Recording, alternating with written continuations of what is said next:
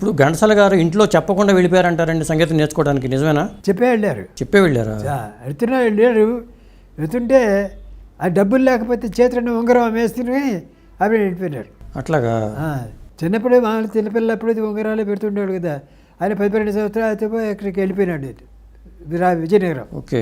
అక్కడ ఏమన్నా జరుగుబాటు లేకపోతే మధుకరంతి కొన్నాళ్ళు ఏమన్నా వారాలు అంటే ఇవాళ మీ ఇంటి దగ్గర భోజనం చేస్తానండి, రేపు మా ఇంటి దగ్గర చేసేవాళ్ళు అప్పట్లో.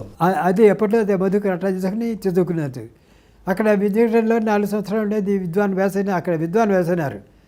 విద్వాన్ వ్యాస అప్పుడే ఈ ర్యాలి పిచ్చి గారు మా నాన్నగారి దగ్గరికి వచ్చి, ఏం బావా వెంకటేశ్వర అన్నాడు, అడు మీ అమ్మాయిని ఎవరు ఇవ్వయా అన్నాడు. చెల్లెల్ని పిలిచి మా నాన్నగారు రెడీ అట్లా, ఏమ్మా చేసుకుంటావంటే చేసుకుంటాను. అట్లాగా? అప్పుడు చేసుకునే వీళ్ళిద్దరికి మ్యారేజ్. అప్పుడు వివాహం టైంకి మీ చెల్లిగారి వయసు ఎంత అండి? ఆడ 15-16 అంతే ఉంటుంది. అంతే.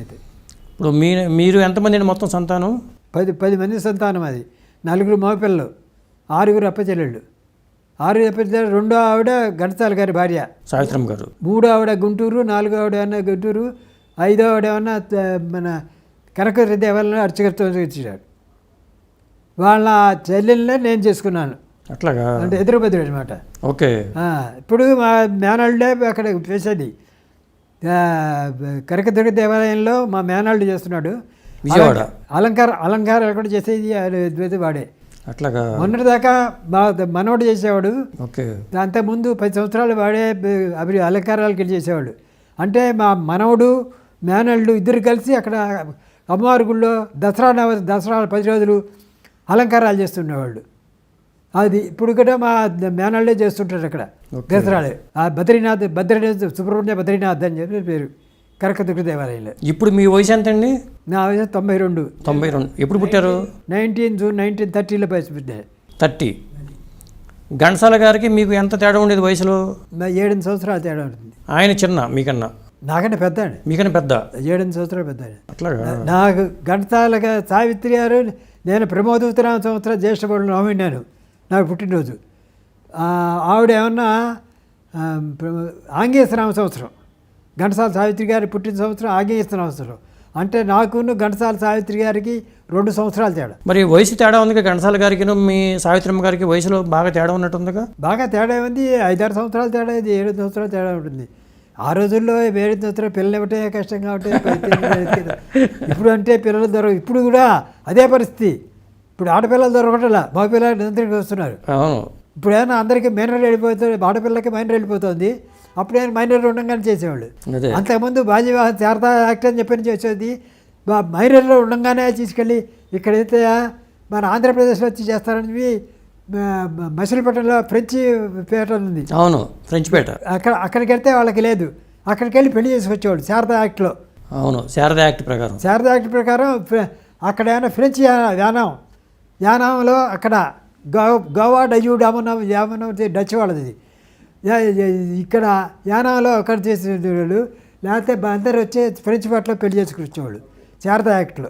మీ నాన్నగారి పూర్తి పేరు ఏంటండి? కొడమంచిలి వెంకట రత్నశాస్త్రి. అచ్చకత్వమేనా మెయిన్? ఆయన మొదటి నుంచి మాకు అచ్చకత్వం. ఓకే. 1790 సంవత్సరంలో దేవస్థానానికి భూమి రాచూరు జమీందారుకి ఇచ్చారు. ఏ ఊరండి అది? రాచూరు అంటే రేపల్లకి ఒక 6 కిలోమీటర్లు ఉంటుంది. ఓకే. రాచూరు జమీందారులకి 2 అన్నదమ్ములు అయితే మాణిక్యారావు బాగున్నారు అని చెప్పి 2 అన్నదమ్ములు. 2 అన్నదమ్ములు అయితే వాళ్ళ అన్నదమ్ములు 2 భాగాలు పంచుకున్నారు. పెద్ద ఆయన భాగంలోకైనా శివాలయం వచ్చింది, చిన్న ఆయన భాగంలోకైనా విష్ణాలయం వెళ్ళింది. ఓకే. శివాలయం విష్ణానికి దీని పెద్ద వంటు దేవుడు, చిన్న వంటు దేవుడు. ఇప్పటికీ చిన్నింటి దేవుడు, పెద్దింటి దేవుడు అంటారు. వంట పోయి ఇల్లు అయింది. పెద్దింటి దేవుడు వస్తే దీని కింద సర్వీస్ కింద 30 ఎకరం పొలం ఇచ్చారు. 30 ఎకరాల సర్వీసు నా కింద 10 ఎకరాల నా కింద సర్వీస్ ఉంది. ఇప్పటికీ సర్వీస్ చేస్తూనే ఉన్నాం. ఓకే. నేను ఇప్పుడు ఇక్కడికి వచ్చేటప్పుడు కూడా గుళ్ళో నుంచే వచ్చాను. కార్తీక మాసం మధ్య గుళ్ళో పనిచేస్తూనే వచ్చాను నేను. ఓకే.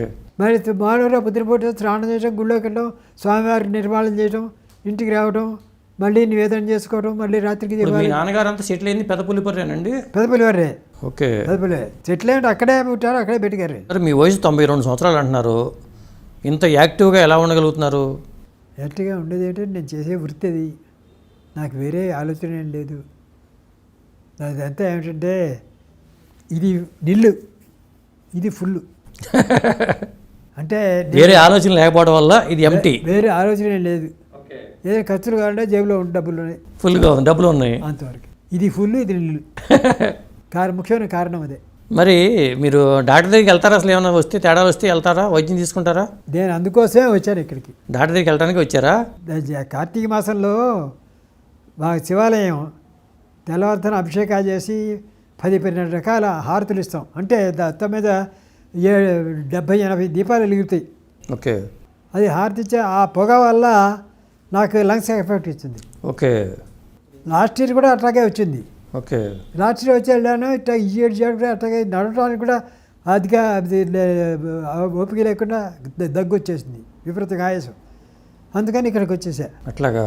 ఇక్కడే ఓంలో వైపీ రాజుగారు అని చెప్పి ఆయన ఉన్నాడు, ఆయన దగ్గర ట్రీట్మెంట్. అక్కడ ఆయన కోసం వచ్చాను నేను.